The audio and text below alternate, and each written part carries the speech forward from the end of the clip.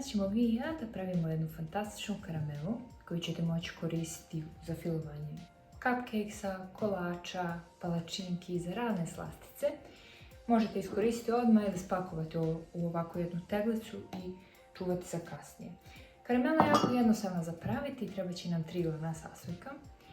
To će biti kristalni šećer, 300 grama. Ja ga ovdje imam već izvagano.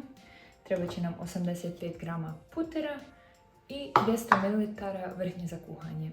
Sobne temperature ili ugrijane, nipošto iz frižidera. Znači ne šlag, nego vrhnje za kuhanje. Pored toga još so po želji, ako volite slanu karamelu možete dodati više, a ako ne onda samo prstohvat da izbalansira ukus. To je to što se tiče sastojaka, sad ćemo preći za šporet da vidimo postupak pravljenja. Ja sam uzela drvenu kašiku da bih izbjegla grebanje žicom što je više moguće. Kasnije kada se karamela istupi, onda ćemo koristiti žicu da razbijemo sve grudvice kristala šećera, a da sad miješamo sa drvenom kašikom. Na temperaturi 7 od 9 za početak dok se dobro ne ugrije. Opet kada se ona već istupi, kada bude jako vruće, smanjit ćemo na 6, čisto da ne bi zagorilo. Ovdje već vidimo da se šećer počinje kristalizirati, formirati u grudvice. To je sve normalno, on će se na kraju istopiti, samo nastavite ažurno miješati da ne izgori.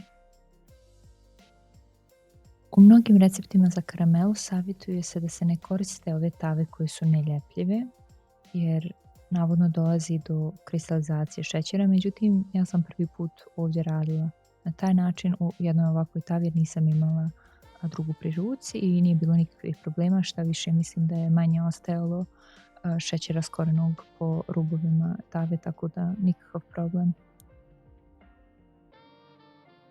Ovdje sam prebacila na miješanje sa žicom da bi se grudvice kristala šećera što lakše razbile.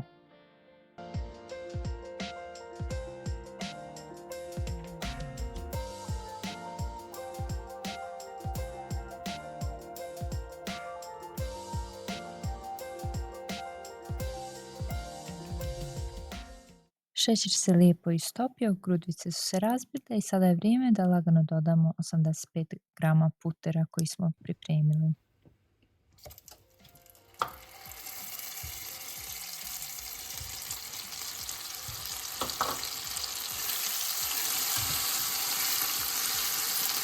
Ako već niste, sada je dobro vrijeme da smanjite temperaturu možda na 6 od 9 da karamela ne bi izgorila. Maslac je istopljen i sada je vrijeme da dodajemo i vrhnje za kuhanje.